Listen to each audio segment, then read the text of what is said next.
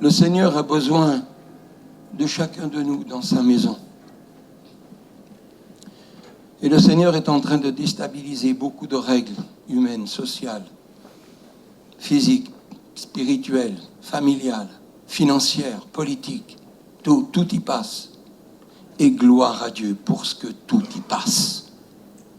Et ça commence par la maison de Dieu. Parce que ce matin, le Seigneur te dit à chacun, chacune, je t'ai appelé, non pas à être une élite ou un élite, mais à être un héros de ma gloire. Et ce matin, je vais vous partager les choses que on ne parle pas souvent, les héros de l'ombre. On voit souvent des gens, on regarde souvent des gens qui sont en première ligne. Et c'est une bonne chose, il n'y a pas de souci, il en faut. Mais on parle très peu, et on voit très peu, ou du moins juste un passage de quelqu'un, d'une personne, d'une femme, d'un homme, qui a été un instrument très précis à l'horlogerie de Dieu. Donc, et on n'entend plus parler. On ne le voit plus dans les Écritures. Alors, je ne veux pas perdre de temps. Je vais vous parler d'abord de Josué. Il y en a d'autres, mais j'ai gardé le meilleur pour la fin, je pense. Les héros, ils ont quelque chose de très curieux. Ils ne sont pas comme les autres. Ils sont un peu fous, soit dans l'extravagance, soit dans la profonde discrétion. Mais c'est des fous. Vive les fous. Y a-t-il quelqu'un ici qui est fou? Oula, mais c'est pas vrai, c'est pas possible. Il n'y en a pas assez. Pourquoi le héros? Parce que le héros, pour Dieu, est une personne d'abord qu'il choisit. On ne se choisit pas soi-même. Qui c'est qui peut dire aujourd'hui, c'est moi qui est venu à Jésus? Non, c'est lui qui d'abord m'a appelé. Après, j'ai répondu. Et comme dit le Seigneur, c'est moi qui vous ai choisi, pas vous. Et heureusement, parce que nous choisirions que ce que nous voudrions. Préparer, protéger, soutenir, investir, s'investir. C'est ça le héros. Pourquoi? Dans quel but? Qu'il soit devant, qu'il soit derrière. Mais je voudrais encourager particulièrement, pas ceux qui se cachent, mais ceux qui n'osent pas, ceux qui sont timides, du moins qui croient qu'ils sont timides. Et je peux vous dire une chose, s'il y a une chose pour Dieu qui est formidable, c'est que chacun d'entre vous ici, vous avez exactement la même importance que ceux qui sont devant. Et à quoi on peut le voir? À la croix. Le prix qui a été payé est le même. Et je voudrais encourager, parce que je crois que, suite à ce qui a été partagé par Evelyne aussi, Dieu est en train de chercher des hommes et des femmes au cœur entier. Qu'ils soient devant, qu'ils soient derrière. Et vous allez voir, c'est très encourageant. En tout cas, moi, ça l'a été quand j'ai préparé ça. Je dis, waouh, Seigneur. Josué, il a accepté avec joie d'être aux côtés de Moïse. Il a servi Moïse. Et lorsque Moïse allait à la rencontre de l'Éternel sur la montagne du Sinaï, Josué était en bas. Alors, ce n'est pas une image que je veux donner, nous on est en haut, vous vous êtes en bas, ou vous êtes en haut et nous on est en bas. C'est pas ça. Mais il y a des situations géographiques, des situations physiques qui sont normales, qu'on ne peut pas enlever. Mais par contre, ce qui est le plus intéressant, et c'est la question que le Saint-Esprit te pose ce matin. Où est-ce que je t'ai appelé? Dans quoi je t'ai appelé? Et qu'est-ce que tu fais avec ce que je t'ai donné? C'est important. Il y a une chose qui est vraie dans l'Église de Christ. Alors je ne dis pas ça avec une arrière-pensée, mais dans l'Église avec un grand E, il y a trop d'assistants et d'assistés. On assiste. Et on se dit, ben, puisque les autres font, moi j'ai rien à faire. Du moment que ma présence est là, ça suffit. Non, ça n'est pas suffisant. Dieu a besoin d'entendre ta voix. La voix prophétique doit se lever, mais elle ne doit pas parler que par la bouche des mêmes. Parce qu'il est écrit qu'à chacun, Dieu a donné des dons. À chacun. Oui, mais moi, vous comprenez, je ne suis pas instruit comme vous. Oui, mais moi, vous comprenez, je n'ai pas la langue facile. Même Dieu s'est servi des bégayeurs. Moi, vous savez, je n'ai pas la faculté. Si vous m'aviez connu avant, oh là là, vous auriez mangé des tomates toute l'année. Dès que je parlais, j'étais rouge comme tout. Même quand je me regardais, j'étais rouge de moi-même. Je devais certainement avoir un éclat de soleil puissant. Je vous dis ça pour enlever la honte que tu peux avoir de toi-même. Le rôle du diable, c'est de coller la honte sur nous, la culpabilité, et traîner avec jusqu'à notre mort. Jésus n'est pas mort pour ça. Il est mort pour la liberté. Mais on ne peut pas faire de cette liberté n'importe quoi. Aujourd'hui, au nom de la liberté, on casse, on viole, on tue, on ment, on trafique, on bousille. Ah, la liberté. La Bastille, hein. À la Bastille, il n'y avait que 7 prisonniers. Quand il y a eu la Révolution, 7. Bref, on apprend. Lorsqu'on parlait mal de Moïse et qu'on laissait l'esprit de contestation et de révolte gagner les cœurs, Josué, lui, faisait preuve de fidélité et il était constamment dans les combats, dans les soucis, dans les victoires et dans les vicissitudes aux côtés de Moïse. Vous savez, des fois, dans certaines assemblées, des pasteurs sont souvent seuls. Ils cherchent désespérément des héros. Et le vrai héros, selon Dieu, ne domine jamais qui que ce soit. Il élève son Seigneur parce qu'il le devient, parce qu'il a compris que c'est lui qui a fait de lui un héros. Et c'est ça. Et ne dites pas, moi je suis un zéro. C'est faux.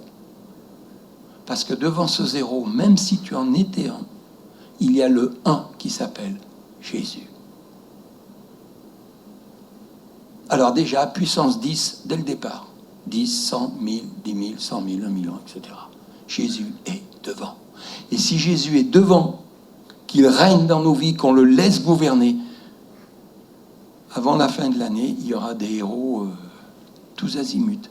Mais on verra ce qu'on fait, quel type de héros il y a. Et c'est très intéressant dans la parole de voir comment Josué est devenu un homme de Dieu, Josué est devenu un brillant général, et il y a eu un test, c'est dans Nombre 14, 24, parce que Dieu va faire des tests. Aujourd'hui, on teste pour voir si on est positif ou négatif. Mais dans notre esprit, on oublie souvent, est-ce que je suis positif ou négatif? Et nous, en tant que Français, on se glorifie d'une certaine positivité négative. Vous comprenez? On se valorise lorsqu'on critique. On se valorise quand on dit des autres des choses et on dit, je ne suis pas si mal que ça puisque je l'ai dit. Mais vous savez qu'on oublie souvent, qu'est-ce que Jésus dit de moi? Et on ne se la pose pas, la question. Et c'est pour cela qu'on ne se remet jamais en question. Regardez, ils ont été envoyés pour les 12 espions qui sont partis voir pour arriver à Canaan. Moi, il y a le verset 24. Nombre 13, 24. Nombre 14, 24, pardon. Et parce que mon serviteur Caleb a été animé d'un autre esprit et qu'il a pleinement suivi ma voie, je le ferai entrer dans le pays où il est allé. Josué était pareil. Josué et Caleb. Ils étaient d'un autre esprit. Et je dis déjà une chose, qu'un héros, c'est déjà quelqu'un qui n'a pas du tout le même esprit que ce monde. Et aujourd'hui, on veut se mouler dans les choses du monde tout en voulant rester chrétien. Ça ne marchera jamais. Et à un moment donné,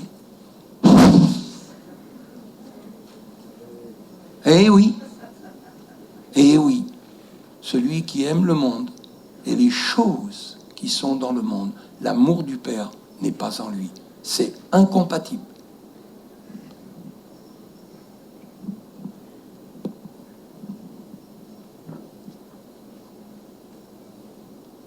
Sa bénédiction, elle est venue. Tout héros a sa bénédiction. Tout disciple qui obéit a sa bénédiction. Tout enfant de Dieu qui obéit au Seigneur. Alors je vais bousculer un peu plus. Il m'est arrivé dans ma vie de croire que j'obéissais au Seigneur dans certains domaines de la vie. Mais quand vous demandez au Saint-Esprit, lui, il vous montre ce que c'est qu'obéir vraiment à Jésus. Il ne va pas vous montrer votre attitude. Il va vous montrer la parole de Dieu. Parce que la parole de Dieu est indissociable de la Trinité divine. Indissociable. Christ est la parole incarnée. Et c'est ça qui est très intéressant. C'est que ces événements qu'on est en train de vivre sont une bénédiction pour remettre en question notre être intérieur. Si on commence à permettre au Saint-Esprit de nous laisser réformer, je vous garantis, il y a un choc. Il y a un choc. Je dis, mais c'est pas possible. Je ne peux pas être comme ça. Je n'ai pas dit ça. Mais regardez, si on va sur le terrain de la pensée, est-ce qu'on a passé une journée sans mal penser? Moi, j'y arrive pas. Ah oui, j'y arrive pas. Mais, oh, mais quand même, Jésus n'est pas à titiller. C'est écrit. Que tout ce qui est pur, aimable, soit l'objet de vos pensées. Et si on se laisse dominer et agiter par les choses qui se produisent dans ce monde, je vous garantis que si on n'a pas l'Esprit de Dieu, on se laisse gangréner très facilement. Il suffit d'allumer la télé 30 minutes du journal télévisé, c'est gagné. Soit vous entrez dans votre chambre et vous allez commencer à bougonner, je ne suis pas d'accord, et ça change quoi? Non, si nous devons avoir un regard sur le monde dans le but de prier. Josué est un héros dans l'ombre, et ce ministère-là, c'est ce qu'on appelle le héros dans son soutien. Et c'est pour ça que dans les églises, les ministères ont besoin d'être soutenus, mais les ministères doivent aussi soutenir chacune. Il n'y a rien de si horrible dans une église où on fait des préférences. Ce n'est pas de Dieu. Je ne dis pas qu'il y en a avec qui on n'a pas plus d'affinité. C'est normal. Jésus les a eus. Il a pris Pierre, Jacques et Jean. Bon, les autres, ils n'ont rien dit. Et ils n'avaient rien intérêt à dire. Mais vous comprenez, et ça n'a pas fait de Pierre, Jacques et Jean des élites. Pas du tout. Mais Dieu avait quelque chose de plus fort à leur montrer. Et si tu étais celui-là, et si tu étais celle-là, tiens donc, où Jésus te prend à part et te dit, viens te consacrer dans ta maison, dans la prière. J'ai quelque chose à te communiquer. Et vous savez, des fois, c'est arrivé dans les réveils, des gens, Dieu a pris des gens insignifiants, qui n'étaient pas en première ligne, mais des gens qui recevaient du Seigneur. Ils le partageaient. Et boum! Josué. Rôle de soutien. Alors tu vas me dire, mais qu'est-ce que je peux faire de mieux? Personne ne va me voir, personne. Dieu voit tout, Dieu sait tout. Mais il y a une chose, Dieu a besoin de toi. Cesse de te faire des beautés tout seul. Arrête de penser à toi. Arrête d'être égoïste. Il y en a marre. L'égoïsme, ça n'a fait que creuser le trou. Pas de la béatitude, de la béantitude. C'est le trou noir.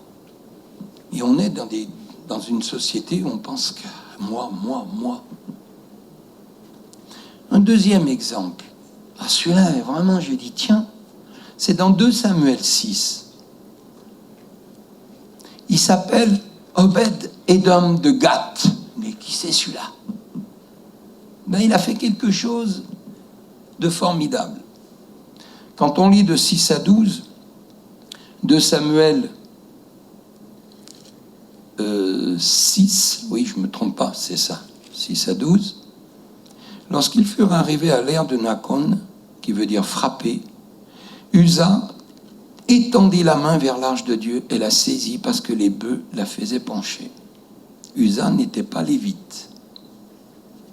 Il n'avait pas à toucher ces choses.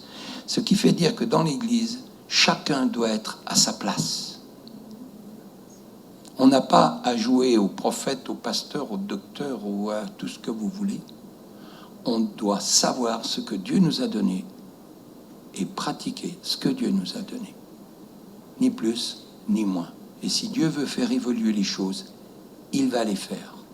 Ne te fais pas du souci, mais commence. La colère de Dieu s'enflamma contre Uza et Dieu le frappa sur place à cause de sa faute. Et là, il y avait un autre terme, à cause de son irrévérence. Ça m'a boum. Eh bien, c'est une bonne question à se poser. Seigneur, est-ce que j'ai de l'irrévérence à ton égard dans ma vie? Vous en faites pas, le Saint-Esprit ne va pas vous le montrer pour vous accuser. Il va vous le montrer pour abandonner ces choses et évoluer. Le rôle de Jésus, c'est de nous faire évoluer. David fut irrité qu'un tel châtiment ait eu lieu. Verset 9, David eut peur de l'Éternel en ce jour-là.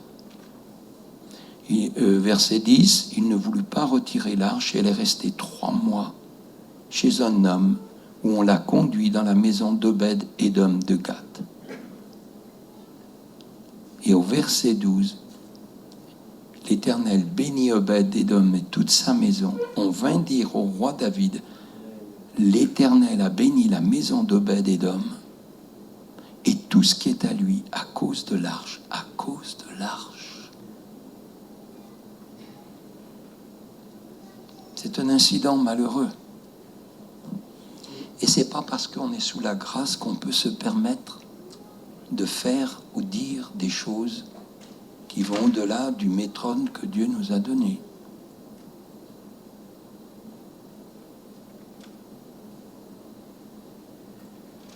David a eu peur et il a cherché un endroit. Mais ce qui est formidable, c'est que Dieu a tout prévu. Obed-Édom de Gath de Rimon, j'ai cherché, c'est une ville lévitique de la tribu de Dan. Les choses saintes doivent rester dans les choses saintes. Et elles ne peuvent pas être mélangées à d'autres règles. Ah, on est sous la grâce. La grâce ne nous permet pas de faire n'importe quoi non plus.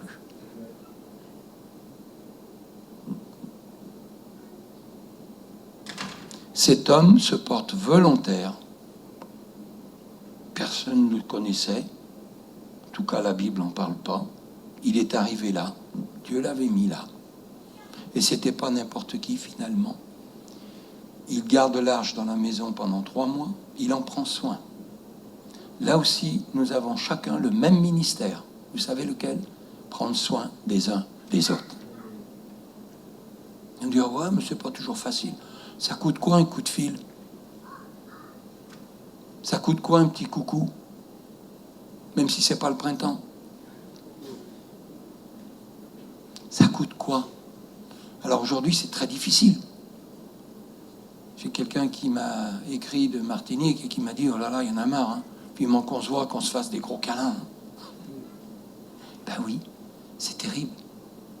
Mais ça n'empêche pas de continuer à s'aimer. À s'aimer et à s'aimer. La bonne nouvelle. Rien qu'en agissant dans l'amour, on est un héros. Moi, je vais vous dire franchement, c'est pénible d'attendre toujours de recevoir quelque chose qui, des fois, est très long à venir. On s'auto-frustre et finalement, pour en vouloir à Dieu, parce qu'il ne nous a pas exaucés. Aïe, aïe, aïe. Mais c'est quoi ces chrétiens capricieux, dit où on va là-haut? C'est vrai qu'on a besoin de cette révélation de Jésus. Et combien il nous a aimés. Et moi, c'est ce qui me brise. Ça me brise de chercher cette profondeur d'amour. Et encore, je vais être honnête avec vous. Je ne crois pas qu'on ait atteint la profondeur de la révélation de l'amour de Christ pour nous. C'est mon sentiment. Je ne peux pas répondre à votre place. Mais j'ai remarqué une chose. La chair, elle dira toujours, écoute, laisse tomber, t'es bien comme ça, t'es pas si mauvais que ça, ce que tu fais, c'est bon, t'inquiète, Dieu est miséricordieux, la grâce. Il ne faudrait pas que la grâce abusive devienne de la crasse, parce qu'on risque d'être malpropre. Laissons-nous laver par l'eau pure de la parole. Et la grande gangrène, des fois, de beaucoup de chrétiens, c'est qu'ils y vont tellement peu dans la parole qu'ils n'ont même pas idée de permettre à la parole de Dieu, par le Saint-Esprit, avec l'aide du Saint-Esprit, de laisser le nettoyage, la purification, la sanctification se faire. Vous savez,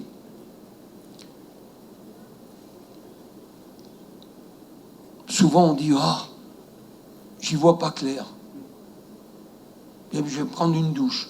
J'ai la sueur de partout, de la poussière, tout ça et tout. C'est insignifiant, ça me rappelle une image. Le matin, je suis obligé de nettoyer ma cheminée. Un foyer fermé. Et bien sûr, il y a tout un travail à faire. Nettoyer, ramener la cendre, tout ça et tout. Tout se passe bien. Mais quand j'ai fini et que je vais au lavabo, c'est noir. Et pourtant, je ne vois pas. C'est très insidieux. C'est indolore. On ne ressent rien. Satan veut anesthésier le peuple de Dieu. Mais ça ne marchera pas. Ça ne marchera pas. Bon, il y en a au moins 2.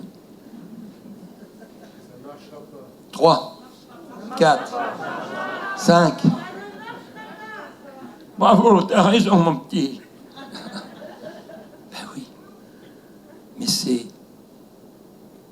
Je l'appelle la grenadine transparente. Le jour où ils l'ont faite, un jour on m'a dit, tiens, tu veux de l'eau avec de la grenadine? Je fais oui, oui. Oh, l'eau. Puis hiver, je dis, mais c'est pas de la grenadine ton truc là, c'est du pétrole. D'ici, goûte. Et je ne savais pas qu'ils avaient inventé la grenadine transparente. Eh bien, mélangée à l'eau, vous ne voyez pas la différence? C'est le goût. Ah oui, le goût. Mais ça, c'est important. C'est important d'avoir le goût du royaume de Dieu. C'est important quand quelqu'un vous dit « Oh là là, le petit mot que tu m'as dit l'autre jour, c'est bon. Ça a changé toute ma journée. » Moi, ça me fait du bien. Je saute de joie. Et j'en rends grâce à Dieu. Parce qu'il faut rendre grâce au Seigneur pour toutes choses. Aussi bien les bonnes que les moins bonnes. Et j'ai remarqué, pour ma part, j'aime dire au Seigneur Alléluia quand tout baigne. Et puis des fois, quand ça baigne pas, c'est plus dur à sortir. pas vous, je sais. Là, c'est le héros qui se porte volontaire. C'est un héros de la logistique. Vous vous rendez compte, cet homme, il faisait partie d'une très grande famille. Tenez-vous bien, il avait 62 fils et petits-fils. Oh, les allocs!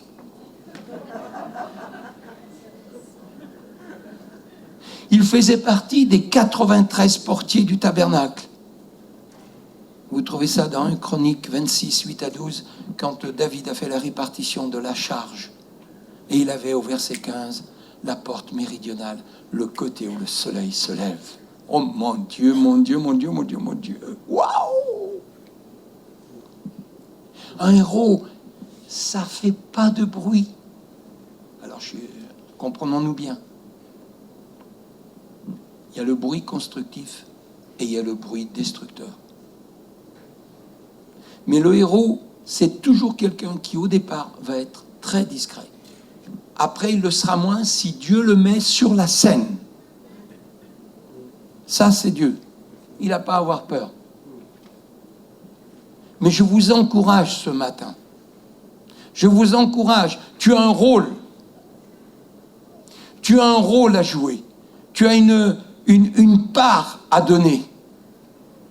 D'abord, toujours, en premier, toujours, on ne fait pas pour servir l'Église. On fait d'abord pour honorer Dieu. Amen. Faites toutes choses comme pour le Seigneur. Amen. Moi, si je prêche pour moi, mettez-moi dehors. Vous serez tranquille. Mais si c'est pour le Seigneur, que les cœurs soient touchés, eh bien, amen. Ça, c'est mon bonheur. De voir la gloire de Dieu se manifester dans la vie des personnes. Vous ne croyez pas qu'on n'a pas envie que notre pays change? Eh bien, vous savez que c'est l'Église qui peut le faire. On dit, oh, t'es un petit prétentieux, toi. Non, non, non, non. Pourquoi? Parce que c'est l'Église qui a reçu la révélation. Vous vous rendez compte que je suis en train de travailler, là, je n'ouvre pas un débat, hein, mais je me régale, je ne l'ai jamais fait de ma vie. L'enlèvement de l'Église. Oh ben c'est fou, ça fait 44 ans que je suis converti, j'y ai jamais pensé. Je sais, j'en ai même parlé, mais jamais enseigné ou prêché. J'ai dit, allez, je vais m'y mettre. Je dis, oh là là, mais j'étais tout excité. Et vous savez, je vais être franc avec vous. Vous savez, la question, et je débute seulement le début, la question que je me suis posée, je vais vous le dire. Et si jamais je restais, que je n'étais pas enlevé? Là, j'ai commencé à avoir peur. Et vous savez, Dieu le permet. Dieu le permet. Parce qu'on ne se rend pas compte dans les temps que nous sommes. Ma sœur, mon frère, en Jésus, je t'en supplie, travaille ta lampe, entretiens-la. Parce que c'est très clair, ceux qui n'auront pas assez d'huile, ils resteront sur terre. Ah ça, c'est terrible. Et moi, j'ai pas envie de rester sur terre. Je dis pas ça comme un égoïste. Et je dis ça pour que la compassion saisisse nos cœurs et que nous prions pour ceux qui se perdent. Tant que la compassion est dans notre cœur, tu es sur la bonne voie de la tendresse, de la douceur. Et tu peux, à toi, par ton cœur, toucher l'Esprit de Dieu. Et l'Esprit de Dieu a toujours fait des choses quand il trouvait sur son chemin des hommes et des femmes qui intercédaient pour la nation. Et j'aime pas dans 2 Chroniques 39 voir ça. Et Dieu chercha un homme, une femme qui se tiennent sur la brèche. Et vous savez ce qui est écrit? Et il n'en trouva point. C'est horrible. J'ai dit, Seigneur, aide-moi, s'il te plaît. Je vais être encore plus franc avec vous. Il y a des jours, j'ai envie de prier comme pas, comme sans. Puis il y a des jours, j'ai moins envie de prier. Mais on est des êtres normaux, hein. On n'est pas des robots. On n'est pas branchés sur un bouton où j'ai bing, bing, bing, bing, bing, bing, bing, bing pendant des siècles. Hein. Non. C'est pour ça que tout à l'heure, ça a été dit. Le cœur de Dieu veut se rapprocher de nous. Mais n'attends pas que le cœur de Dieu se rapproche de toi. Allons ensemble vers lui. Allons ensemble, Église de Jésus-Christ. Avance. Viens. C'est le mot ce matin. Viens. approche-toi de moi, viens, j'ai des choses à te dire dans le creux de l'oreille de ton cœur. Parce que dans ton cœur, il y a 2 oreillettes, la gauche et la droite. En fin de compte, j'ai dit, Seigneur, te rends compte, on a 4 oreilles. Ceux qui sont médecins le savent, on a 2 oreillettes, droite, gauche. Alors si on dit qu'on n'a pas entendu, on est un menteur. Il a donc joué un rôle logistique, précis dans l'œuvre de Dieu, et pour le pays tout entier. Cette bénédiction de cet homme de Dieu, de ce Lévite, a été une source de bénédiction pour tout Israël. 3 mois après, David est venu, il a compris, il a fait les règles, et Israël a été. Tout ça à cause d'un bonhomme. Mais tu te rends compte, mon frère, ma sœur, grâce à toi, à ta discrétion peut-être, et surtout, ne faites pas comme j'ai entendu dans le passé. Ouais, mais moi, on m'appelle jamais. Ouais, mais moi, on parle pas. Ouais, mais moi. À la fin, ce sont des chrétiens aigris, pleins d'amertume et de vinaigre. Ils sont plus qu'à être dans un bocal de cornichons. Ils restent au vert. Mais c'est terrible. Non. Demande au Saint-Esprit. Il va te le dire. Il va te le montrer. C'est ça une église prophétique. Dites-moi, le matin au petit déjeuner ou ailleurs, on est content de manger du miel, hein? Ces petites tartines de beurre, un petit coup de miel, toc. Mais on a réfléchi, c'est que dans la ruche, il n'y a pas un feignant, hein? Tout le monde bosse. Tout le monde travaille. Et finalité, le fruit, on se régale. On se régale. Le 3e, la veuve de Sarepta. Eh bien, elle, Sarepta là. 1 Roi 17, vous connaissez l'histoire. C'est une pauvre femme. Une femme qui a vécu, qui a été une héros dans la libéralité. La libéralité, elle n'avait pas d'argent, mais justement, elle n'avait rien du tout. Mais elle a été libéralité dans quoi? Fais-moi manger, un gâteau, de la farine, hein, ça va, tu as tout? Oui. Et toi? Moi, j'ai plus rien. Le dernier repas, après on meurt. Excusez-moi, mais c'est vrai. Hein. Et la pauvreté, le veuvage dans l'époque, c'était vraiment le dessous de la société, là. Hein. Alors, je vais quand même lire 2-3 petits versets, parce qu'il y en a un que je tiens à vous partager, qui est magnifique.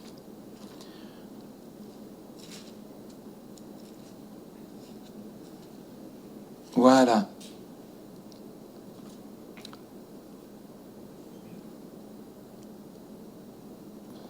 Voilà, on va lire à partir du verset 12.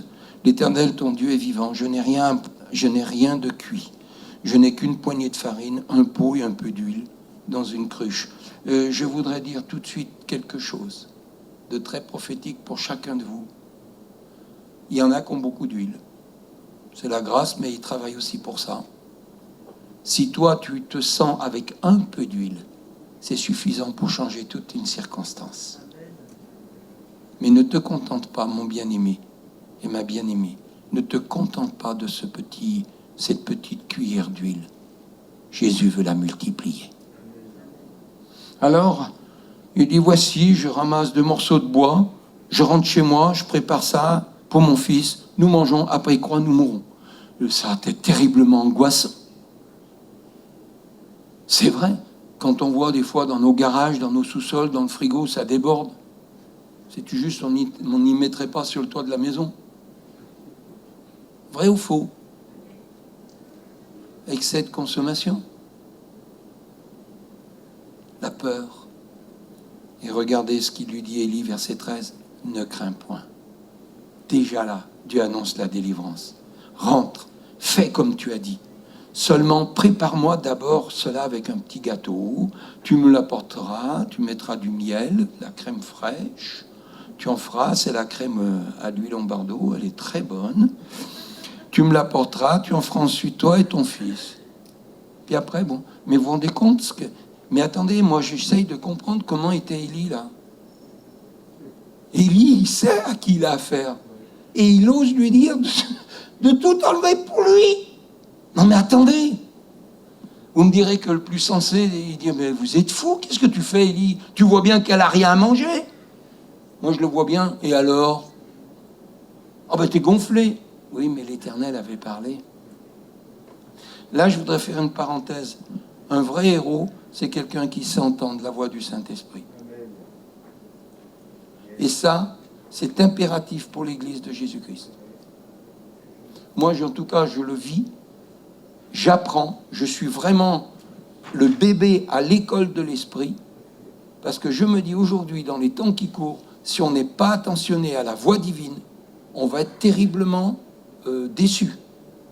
Et on va passer à côté de ce que le Seigneur veut pour toi et pour moi et pour nous.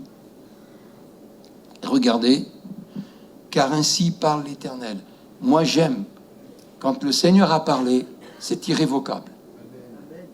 C'est pas, Élie n'a pas dit, ouais, moi je pense que ça va s'arranger ton histoire, t'inquiète pas, je vais voir le directeur du chômage, t'inquiète, je vais rallonger l'indemnité. Non, non, car ainsi parle l'Éternel. Mon Dieu, la farine qui est dans le pot ne manquera pas, et l'huile qui est dans la cruche ne diminuera pas jusqu'au jour où l'Éternel fera tomber de la pluie sur la surface de la... C'est exactement le mot pour la saison de l'Église de France aujourd'hui. Jusqu'à ce que... Et pendant la guerre, l'Europe n'a pas gagné contre les Allemands par une armée, mais d'abord par la résistance. La France a été libérée par la résistance de partout. C'est des petits noyaux, mais des noyaux déterminés. Dis-moi la question ce matin, tu es déterminé? Oui, mais je vois pas grand-chose. Je suis là, pourtant je fais ce que je peux. Tu es déterminé? Si jamais l'affaire se gâte, on est déterminé? Vous savez, si on écoute les médias, à la troisième vague, s'il y en a une, on est tous bons pour des genottes. Hein. Non. Non. Moi, on m'a dit, mais comment tu fais pour... Je dis, je fais rien. Je suis à genoux devant mon Seigneur. Et je le laisse faire. Et là, voyez-vous, il y a quelque chose qui se lève et qui est très fort. La confiance en Dieu. Et quand on a confiance en quelqu'un, quoi qu'il se passe, on le garde. On le garde. Et c'est ça aujourd'hui qui a besoin. Retrouver cette confiance absolue en la personne de Christ, pas en des hommes, en la parole de Dieu, en la Trinité divine. Retrouver. Il n'y a rien de tel que d'honorer quelqu'un par une confiance, pas aveugle, intelligente, humble et sage. Et ça fait du bien. D'ailleurs, quand on n'a plus confiance, tout s'écroule. Tout. Les gens, tout s'écroule.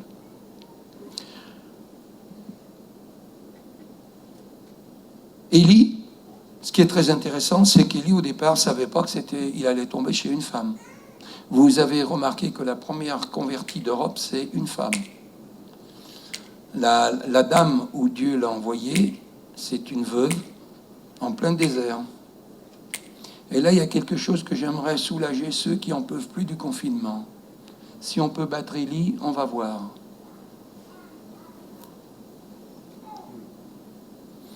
Élie fait éruption sur la scène biblique et il en disparaît. 3 ans de confinement chez la veuve. Lisez bien. 3 ans. Enfermé dans la maison de la veuve. Pas de visitation de prophète. Pourquoi? Sécheresse, canicule, famine. On n'en a encore pas là, hein? On a de quoi manger. On a de quoi se mettre à l'ombre. 3 ans de confinement. Élie, il a dû être sacrément patient. Une table, une chaise, un lit, toc, et il a passé là. Alors il devait peut-être sortir autour de la maison, une cour, je ne sais pas ce qu'il y avait. Mais en Israël, pas en Israël, là où il était, c'est 40 degrés, hein, excusez-moi. Hein. Alors là, vive les glaces. Et il n'y en avait pas. Femme veuve, complètement démunie. C'était une situation d'incapacité humaine. Et aujourd'hui, la voix de Dieu résonne dans son Église pour le défi de la fin des temps. Moi, moi, j'ai besoin d'être un homme qui a besoin de vivre les miracles de Dieu. Voilà. Vous avez devant vous quelqu'un qui a besoin de vivre les miracles surnaturels du Seigneur. On vit des choses. Je vis des choses avec mon épouse, on vit des choses. Mais ce n'est pas suffisant. Le vrai Dieu, le Dieu d'Israël, ça dépasse notre entendement. Et je vous encourage à ne pas vous satisfaire des bénédictions que vous avez reçues 1 an, 2 ans, 10 ans. C'était avant. C'était avant. Et c'est pour ça que le chaque jour est important. On se porte, on visionne sans demander à Dieu si ce qu'on visionne est vraiment de lui. Alors, quand ce qu'on visionne n'arrive pas, on dit, oh, Dieu, qu'est-ce qu'il m'a dit là? On mélange tout. On s'auto-déçoit finalement.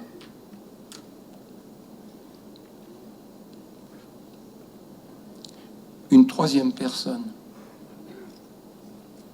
Oh, Anne, chère Anne, t'as bien fait d'être là. Luc 2. Ah non, moi c'est ça qui m'enchante. Et vous remarquerez, ces gens-là, après c'est fini. On les voit plus dans la scène biblique, c'est fini. Le héros, c'est quelqu'un qui est pour un moment très précis. Petite chose, grande chose, peu importe pour Dieu. L'essentiel, c'est d'être là au moment où tu te le veux. Et c'est ça le surnaturel. D'être au rendez-vous. Et comme a dit le pasteur lui tout à l'heure, au bon endroit, au bon moment, avec les bonnes personnes. C'est trop important, ça. Alors, Luc 2, versets 36-38. Il y avait donc ici une prophétesse, Anne, fille de Phanuel, de la tribu d'Aser. Elle était fort avancée en âge et avait vécu que 7 ans avec son mari depuis sa virginité.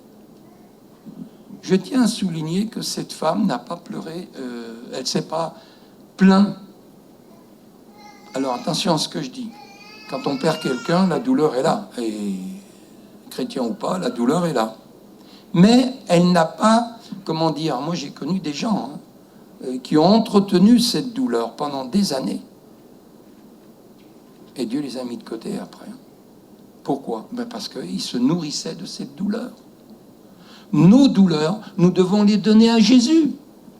Seul Jésus sait ce que tu traverses. Mais n'incombe pas tes douleurs sur ton frère et ta sœur. Partage-les, prie et laisse le Saint-Esprit faire. La résilience, ça existe. Mais ouais, mais c'est facile, vous. Hein, vous connaissez ma vie? Non. Mais moi, je veux apprendre à connaître Jésus de plus en plus. Et je peux vous dire, il est sans limite. Jésus est sans limite. Quoi que tu aies fait, même s'il y avait un assassin ici ce matin, Jésus est capable de te transformer, de te toucher sur le champ. Et c'est ce que je souhaite. Et je ferai un appel. Il s'agit d'une autre veuve. Et cette femme, qu'est-ce qu'elle fait? Elle est restée veuve, âgée de 84 ans. Elle ne quittait pas le temple. Elle servait le Seigneur nuit et jour, dans le jeûne et dans la prière.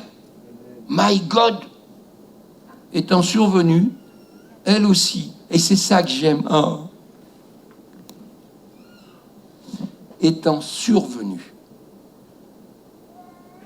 Voyez-vous, un héros, c'est quelqu'un qui est conduit par le Saint-Esprit.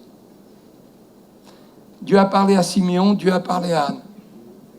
Et il les a fait rencontrer au bon endroit. Et Simeon avait dans ses bras le Fils de Dieu. Vous vous rendez compte?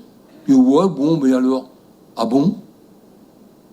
Vous savez, je vais vous dire, moi, ce qui me console énormément, si ton cœur est honnête, mais vraiment honnête, si ce que tu fais, le peu que tu fais, je vais aller plus loin, le peu que tu fais, ou le beaucoup que tu fais, peu importe, pour Dieu, la valeur est la même. À partir du moment où les choses sont faites pour lui, eh bien, Dieu voit ton travail. Et je voudrais dire à beaucoup, Dieu ne t'oublie pas. Dieu ne nous oublie pas et il n'oublie jamais qui que ce soit. Je tiens à te le dire. Quelle que soit ta situation, Dieu ne t'oublie pas. Mais laisse-toi rattraper par le Seigneur, laisse-toi gagner par son esprit et son cœur, et tu entendras le langage du cœur du Papa que nous avons. Et ça, c'est la métamorphose, c'est le miracle. Étant survenue, elle aussi, à cette même heure, elle louait Dieu, et elle parlait de Jésus, de tous ceux qui attendaient la délivrance de Nazareth. Et voilà le verset 34, Siméon les bénit et dit à Marie sa mère, voici cet enfant est destiné à amener la chute et le relèvement de plusieurs en Israël et à devenir un signe qui provoquait la contradiction. Mais est-ce qu'on se rend compte que cette femme a prié des années. Oh, mais moi, je ne tiendrai pas le coup. Je suis désolé. Quand on est très proche de Jésus, on sort de la dimension humaine et naturelle et physique. Quand je prie par la chair, un quart d'heure, c'est long. Mais quand on prie par l'esprit, des heures, c'est la passion. Et on ne voit pas le temps passer. Réfléchissez-y. Réfléchissons-y. Souvent, des fois, on dit combien de temps tu passes. Ce n'est pas une concurrence ou une compétition dans le temps passé dans la prière. C'est l'état du cœur dans lequel s'investit la personne qui veut être imbibée de Jésus.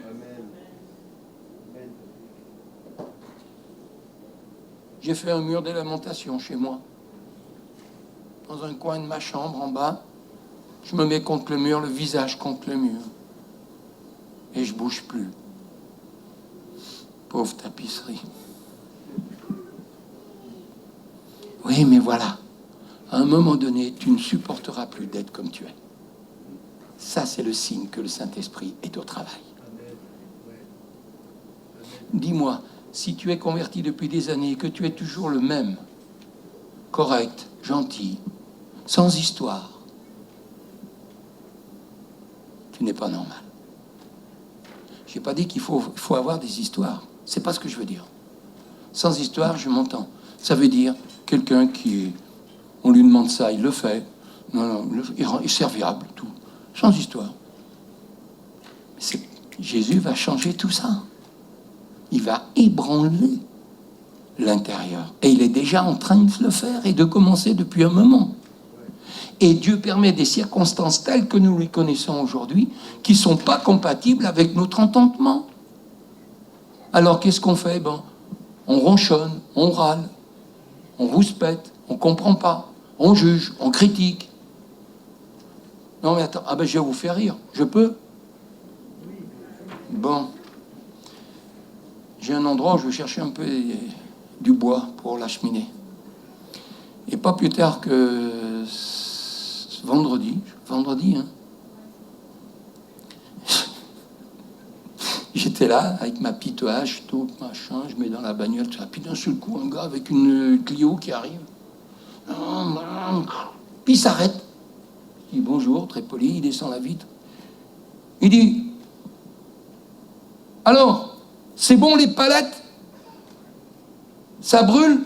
Je lui fais oui, mais c'est pas dangereux. Je lui fais si, ça coule, la sève, tout. Ouh là là, il fait ouh là. Puis il me dit, vous êtes à la retraite? Je lui fais oui, pourquoi? Ah, vous êtes à la retraite? Mais il y a combien de temps? Je lui fais plus de 10 ans. Vous plaisantez. Vous avez quel âge, le jeune là? Il dit 72 bientôt, au mois d'août. Quoi? Il dit ah, non, c'est pas possible. Vous faites 60. Je lui fais même 20 si vous voulez. Hein. Puis il me regarde. Non mais écoutez, c'est fou comment Dieu, d'un coup, ça apparaît devant vous, paf. Il dit, je suis pas d'accord. Je lui fais pardon? Non, c'est pas bien qu'on critique le président de la République. Sagesse divine.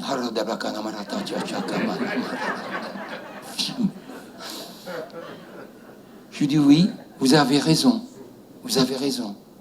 Et puis il coupe, puis il fait, oh mais dites donc, vous avez dû beaucoup voyager. Je dis, mais d'où il sort, lui?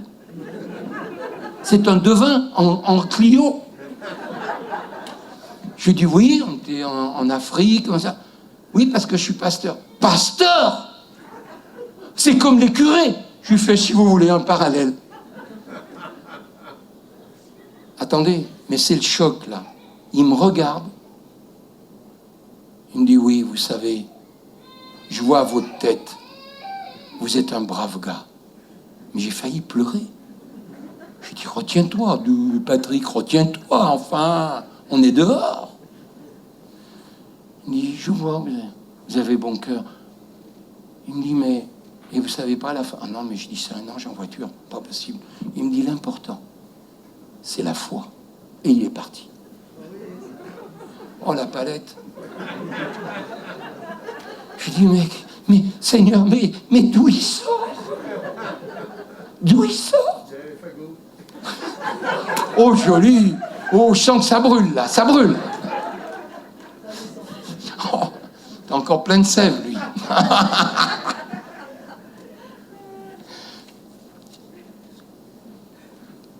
Voilà, j'ai dit, ben bon, je te bénis.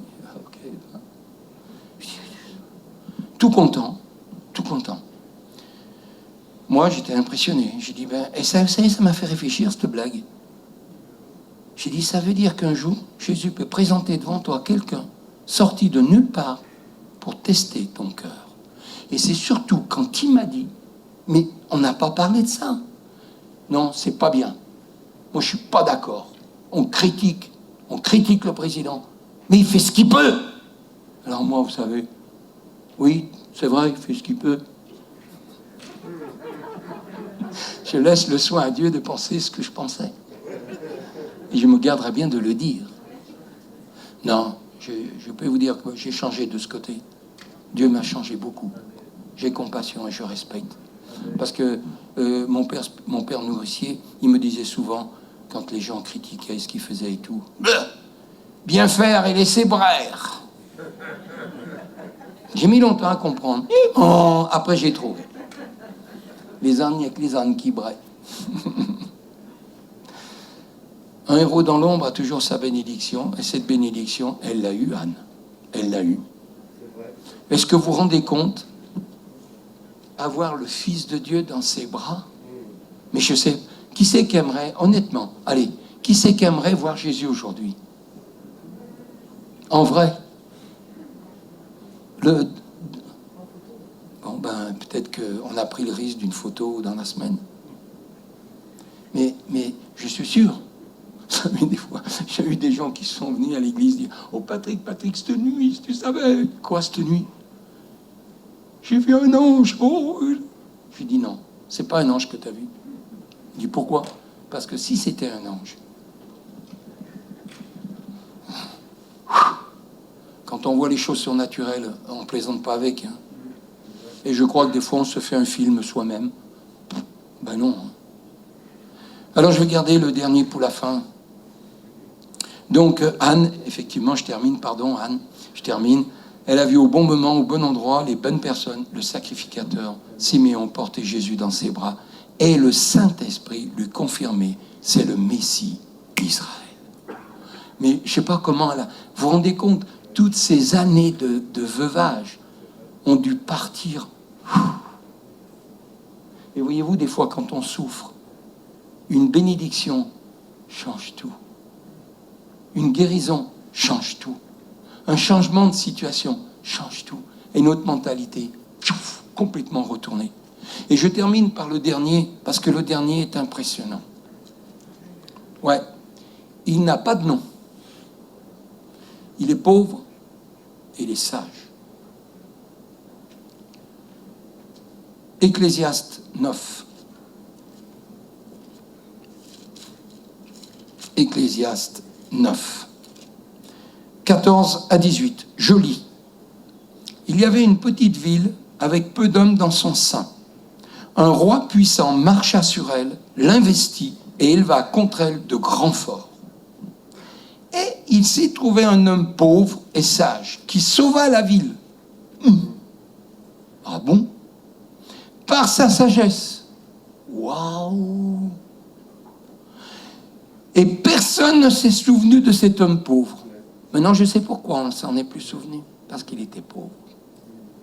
Mais s'il avait été riche à gogo, peut-être qu'on s'en serait bien accroché après lui. Vous voyez? Hein? Heureux les pauvres en esprit, car ils verront Dieu. Et j'ai dit, la sagesse vaut mieux que la force. Ah, ça, c'est intéressant.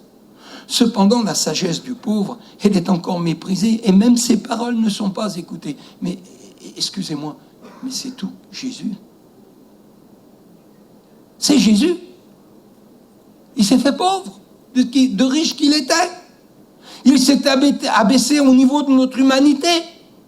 Ses paroles n'ont pas été écoutées par les pharisiens, les grands de ce monde. Mais elles ont été écoutées par le peuple. Alors il y en a eu quelques-uns quand même. Mais quand même, la plupart, ils l'ont méprisé. Tu sais, si on te méprise, écoute bien, si on te méprise, réjouis-toi, s'il te plaît. Tu m'étais malade, Patrick, qu'est-ce que tu nous dis là? Je vous le dis, si on vous méprise, ne cherche pas à comprendre. Va te jeter aux pieds de Jésus. Et il va t'aider à comprendre. Parce que ceux qui sont les plus malheureux, c'est pas ceux qui te méprisent. C'est pas toi qu'on méprise, c'est ceux qui te méprisent. C'est eux les plus malheureux. Ils sont aveuglés par eux-mêmes. C'est pour ça qu'on ne doit jamais chercher à se venger en quoi que ce soit. Les paroles des sages, tranquillement écoutées, valent mieux que les cris de celui qui domine. Vous avez des gens qui sont toujours en train d'être en vue. Ils aiment être vus. Ils aiment être... Il faut qu'on les entende. Il faut qu'on les voie. Ils ont besoin de se montrer, de se faire valoir. Ne te laisse pas impressionner par ces personnes. Elles peuvent disparaître comme une vulgaire atome. À dégager. La sagesse vaut mieux que les instruments de guerre. Un seul pécheur, par sa langue, peut détruire toute bonne œuvre. Vous vous rendez compte? Ce héros, il est discret. On ne sait même pas son nom dans la ville, mais il est terriblement efficace. Terriblement efficace. Et c'est pour ça que la position, je vais en parler, de la prière, sur le point de vue stratégique, physique et géographique, est d'une extrême importance.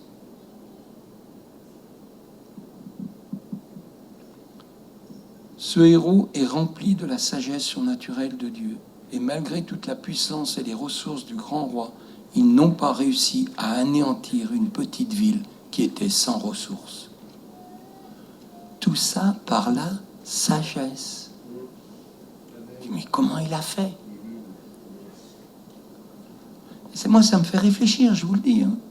Ce héros pauvre a été le sauveur, le libérateur des gens sans défense. Alors, comme je disais tout à l'heure, on ne peut penser qu'à Jésus-Christ. Il a toujours été du côté des pauvres. Il n'était pas contre les riches. Il était contre les méchants. C'est pas pareil. Vous avez des pauvres qui sont méchants. Vous avez des riches qui sont méchants. Il y a de tout. Il y a de tout. Cet homme est laissé dans l'oubli parce qu'il était pauvre. Mais excusez-moi, pas pour Dieu. Et je voudrais te dire de la part du Seigneur ce matin, si toi tu t'estimes pauvre et que tu ne comprends pas tout ce qu'on dit ou ce qu'on fait, Jésus ne t'oublie pas. Et pour lui, tu as une extrême importance. À toi, enfant de Dieu, jamais Jésus dira « Vous êtes qui, vous? Je ne vous connais pas. » Ceux qu'il ne connaîtra pas, ce sont ceux qui n'auront jamais fait la volonté du Père. Ceux-là, oui, il ne les connaît pas. Mais c'est sur terre que ça se passe. Ce n'est pas la dernière seconde avant d'y aller. Et comme on ne sait pas à quel moment on va y aller, on a intérêt à travailler sur terre et à porter de bons fruits. Si nous sommes sages, et écoutez bien, nous devrions consacrer notre sagesse à nous enrichir. Ça vous dit rien, ça? Plus on s'approche de Dieu, plus on a soif de sa parole. On a soif de sa présence. On a soif d'aller s'enfermer dans la chambre. On a soif d'avoir de l'intimité. On a soif de voir les frères et sœurs. On a soif d'aimer. On a soif de pardonner. On a soif de bénir. On a soif de guérir. On a soif de libérer. On a soif du royaume de Dieu. Quiconque, même qu'il vienne à moi et qu'il boive.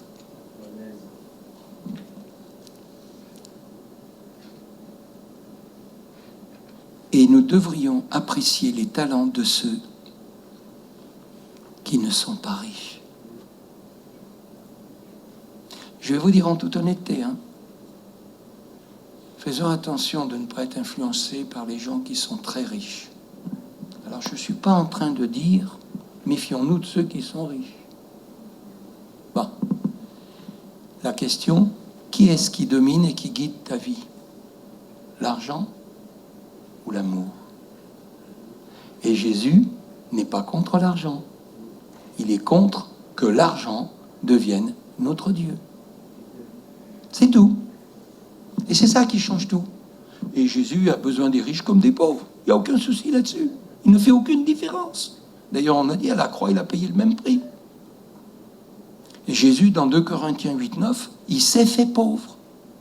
De riche qu'il était, vous vous rendez compte? Moi, c'est ça que je n'arrive pas encore à réaliser. Et je demande pardon au Seigneur. De riche qu'il était, il s'est fait pauvre. Je ne sais pas si on se rend bien compte.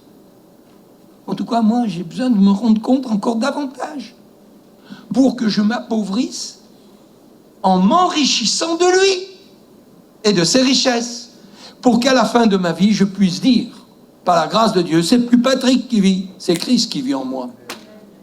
C'est ça le but. Et surtout dans un monde matérialiste comme on est, mais c'est grave, on est grave. Et moi, je le promets, je le reconnais. L'autre jour, j'ai égaré ma hache. C'était leur hache. Je l'ai égarée. Puis j'étais là, je dis, mais qu'est-ce que... Enfin, Patrick, ta tête, tout et tout. Puis une petite voix, vous savez, oh, le Saint-Esprit. Oh.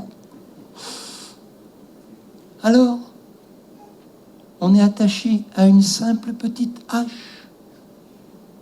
J'ai dit, je crois que Dieu va trancher là. Puis d'un seul coup, comme un héros, je me lève, je dis, Seigneur, c'est bon. T'as raison. Au moment où j'ai dit t'as raison, je l'ai vu. On me dirait, mais c'est ridicule. Non, c'est pas ridicule. Non. Je peux vous dire que s'il y a quoi que ce soit qui accroche quelque chose dans notre cœur et qui est en dehors de Jésus, ça va nous empêcher de croître. C'est tout simple. Alors ça paraît complètement. Il y en a, c'est la cuisine, il y en a, c'est le vélo, il y en a, c'est l'argent, il y en a, c'est la bagnole, il y en a, c'est la maison, il y en a, c'est le jardin, il y en a, c'est les patates, les haricots, les machins. Mais c'est fou dans notre tête, les dieux qu'on met dans les étagères. Et un jour, Jésus vient et bang, il met un coup de pied, l'étagère et tout vole. Dieu est un Dieu jaloux. Attention. Et je comprends qu'il peut être jaloux, parce qu'il a quand même tout donné pour qu'on ait la vie éternelle. Vous vous rendez compte? En vous regardant, en nous regardant, on a la vie éternelle. Est-ce qu'on se rend compte ce qu'on a en nous, la vie éternelle? Parce qu'il y en a ils vont dans la perdition éternelle. Ça va être autre chose. Mais c'est ça. Car la sagesse d'un héros de l'ombre ne provient pas de cris ou d'un pouvoir. Il provient de Dieu lui-même. Et cette sagesse est accordée à ceux qui sont humbles et qui ont une vie de prière. Et je vais citer une phrase de Victor Hugo. Et écoutez bien, 2 mains jointes font plus d'ouvrage sur la terre que le roulement des machines de guerre. C'est Victor Hugo qui a dit ça. J'aurais qu'à pépette. 2 mains jointes font plus d'ouvrage sur la terre que le roulement des machines de guerre. Dans l'histoire de l'Église, en Angleterre ou ailleurs, il y avait des rois qui avaient peur des missionnaires. Parce qu'ils se disaient, si jamais ils se mettent à genoux, ils vont mettre par terre tous les plans que j'ai. Et ça se passait. Étudiez Saint Patrick, vous verrez, il a quand même ressuscité 2 enfants du roi. Les moines d'autrefois, les vrais moines, je peux vous dire, on leur arrive pas au doigt de pied. Pourquoi? Parce qu'ils avaient compris des vérités bibliques. Mais surtout, ils connaissaient Jésus. Et une église qui connaît Jésus, elle est intenable. Elle est intenable et merveilleuse. Et vous allez voir, vous aurez peut-être même plus à courir. Les gens vont venir d'eux-mêmes. Ah, mais c'est ça, hein. D'ailleurs, c'est ça, les témoignages de réveil. Les gens débarquent, on ne sait pas d'où. C'est le Saint-Esprit qui les attire. Et je termine. Soyez encouragés. Et si Dieu vous demande d'être dans l'ombre, alors, en même temps, en étant à l'ombre de sa sagesse surnaturelle, et il faut savoir que le fruit du héros de l'ombre, c'est ceci: une paix assurée, une discrétion évidente, une efficacité très pratique, une puissance sans faille, toujours présent au rendez-vous de Dieu, avec une écoute de la voix divine très, très, très aiguisée.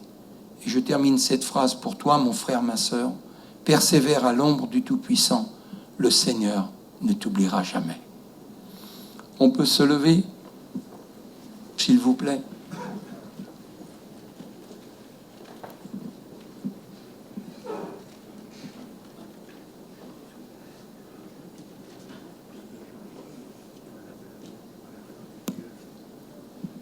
Ok. Ne me regardez pas, regardez à Jésus. On va prier.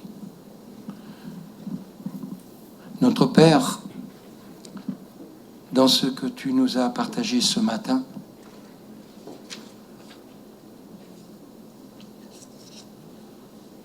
le héros de l'ombre, nous voulons le devenir. Nous voulons l'être. Pas par notre propre volonté, ni par nos efforts personnels, mais par ta grâce.